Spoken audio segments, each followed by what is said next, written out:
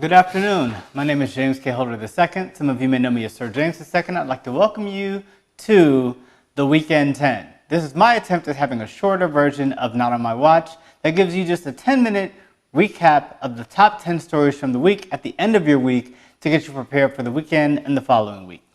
Without further ado, let's go ahead and get started.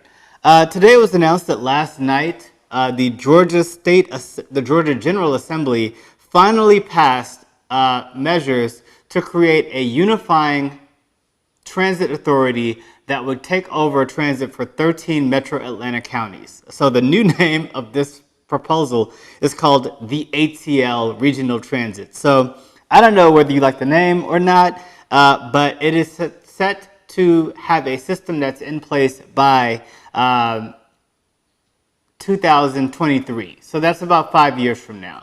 And, I think this is one of those issues that's been a problem in Atlanta for decades, that there's just been this racial tension between public transit, between the counties, especially when it comes to just sort of metro and like central Atlanta.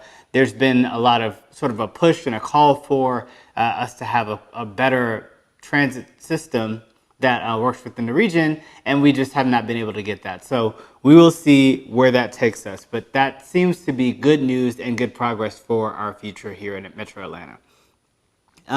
Speaking of Atlanta, I'm particularly excited about the release of the trailer for the Real Housewives of Atlanta reunion, which is going to be a 3-part reunion, which starts not this Sunday, Easter, but the following Sunday. So I guess their season finale is Sunday at 8 p.m. And then the following 3 weeks will be reunion recap. And Eva's going to be on the reunion. Marlo's going to be in a reunion. Kim's going to be on a reunion. There's going to be a lot going on there. So I'm actually definitely looking forward to that. Along those lines, you've seen a lot of, recent chatter about Sheree Whitfield, who has come under scrutiny for comments having to do with her relationship with Tyrone. She had been expecting Tyrone to be released based on early release from his sentence. I believe he was sentenced to about, don't have me lie to you. He was sentenced to anywhere from 8 to 10 years in prison, and he actually has served a good deal of that time. They were trying to get it cut to where he would serve half the time and then be released, I think, by the end of this year, and that was denied. So now he has another, I believe, don't quote me on this, 4 years left in prison. And so with all of the rumors swirling about his relationship with Nene, it's just really interesting that now it's coming back to bite Tyrone, and he is still stuck in jail. Speaking of another Tyrone, I watched a very long sit-down interview that live streamed with Roland Martin and Tyrone Hankerson. Now, Tyrone Hankerson is the third-year law student at Howard University who worked for the administration, or worked in the A building, the administrative building, within the administrative department. He basically worked as an assistant to the people who ultimately, dole out the financial aid packages. What Tyrone basically claims is that, and many of you know this, he's the Instagram model who has been sort of outed as having had embezzled really nearly $500,000 from Howard University. Now that on its surface sounds really rough. Tyrone cleaned it up a lot on the interview, and I was convinced to a very substantial portion when he broke down the fact that, one, he was basically a straight A student. 2, his estimated family contribution was $0, meaning he came from an underprivileged family, didn't have a lot of money to pay for college. It made sense that between student loan or federal funding and he says there's no federal funding, but between discretionary funds and also just aid packages from Howard, that was able to cover the cost of his year-round education. He went to school during the year and also during the summer. He also studied abroad.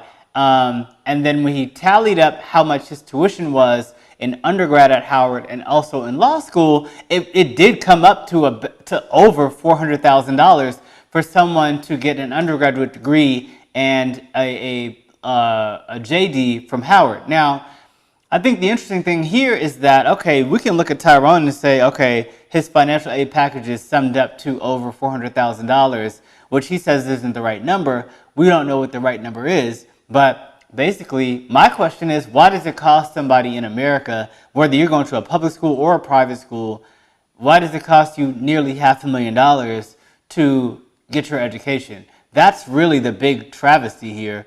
And obviously, there's a lot of questions going around. I don't think we're going to know the full scope of this story or detail for a while, but I'll be watching, so I will revert back to you. But definitely invite you to check out that video at, I believe it's RolandSMartin.com is where you can find that video. Now, earlier this week, you've seen all this for about a month, all of the swirling around the Marjorie Stoneman Douglas shooting in Parkland, Florida, and all of the students who have become really celebrities overnight. But most of those students are white students. Now, the black students from Stoneman Douglas actually held a press conference this week. And what they discussed in brief was talking about just how much of the call from the activism around the issue is calling for increased police presence on campus. And what they're saying is that, they're really not made more comfortable by increased police presence. Now, I believe the student population at this particular school is about 11% African American, and up until now, we've seen virtually no representation of this part of the student body up until now in the media and the stories surrounding the school. So I do want to point that out and just say it's important that we follow those students as well. So of course, follow David Hogg, follow Emma for Change, but along with that, follow Kai Stone at Kai Stone Korber, Koerber, follow at Exo Tia H Marie, follow at Han _ in the mirror, follow Tyra _ Hemans, and follow at Nikta04. So I'll put all those in the description. Speaking of increased police presence, this week we witnessed the funeral for Stephan Clark. Now this is in Sacramento, California, where the young man was in his grandmother's backyard and police mistook his phone for a deadly weapon and shot him to death. Now, recently, in fact today, the Associated Press posted a link on Twitter explaining that a pathologist hired by the family discovered that the police shot Stephan Clark 7 times in the back, and it may have taken him up to 10 minutes to actually pass away while the police refused to administer aid to help him after they had shot him 7 times in the back. So this is all stuff that we need to be following. The AP story, which was tweeted and then deleted, and then they reposted it explaining that they mistook the number of bullets that were fired into the assailant. But when I read the original tweet, I didn't screen cap it. See, I should have screen capped it, because you got to screen cap everything these days.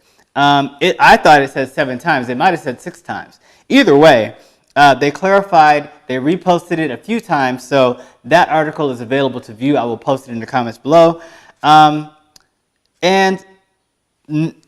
Further on, along with the same concept, this story, CNN this week released a story explaining that black men are 3 times as likely to die from police use of force than other citizens in this country. Now, you say 3 times, oh, black men commit more crimes than everybody else. No, this is case by case. There's an analysis done that shows where there are interactions with black men and the police, they are 3 times more likely to die.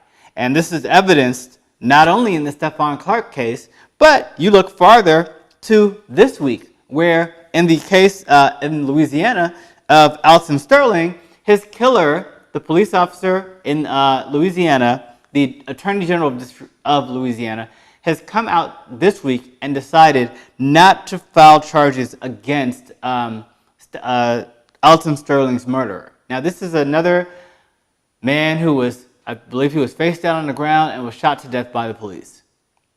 It's got to end, y'all. And speaking of ending, this week also, the White House announced that in accordance with his shithole country's policy, they will be reversing the 25-year policy that protects, that offers protective immigration status to refugees of the country of Liberia and also immigrants from Liberia. And this is significant because many people don't know that the Liberian Civil War, there's some popular figures associated with this. You saw it later in the 90s and early 2000s when it became really popularized when Charles Taylor was taking a trial. Naomi Campbell was involved, all kind of other stuff. But take all that out of it. In the early 90s, this is when all this stuff started with the regime change in Liberia and the coups, and thousands of families had to flee from the violence. I mean, I have family, extended family that was still in Liberia. About half of my family still lived in Liberia during the war. I believe the protective status that was offered under these measures primarily impacted families that originally came here and settled in the 80s. So you're talking about family members, people who have formed families, become pillars of their community as early as the 80s now, who have set up and are just here and totally, they're American now. And now they're being forced to leave as early as 2019 because of some racist policy and position changes within the White House. So I will leave that to you to enjoy your Good Friday and your Easter weekend. I hope you will have a safe and enjoyable weekend with your family or friends, however you choose to celebrate that. And as always, I'd like to ask you to relax, relate, and resist. Thank you.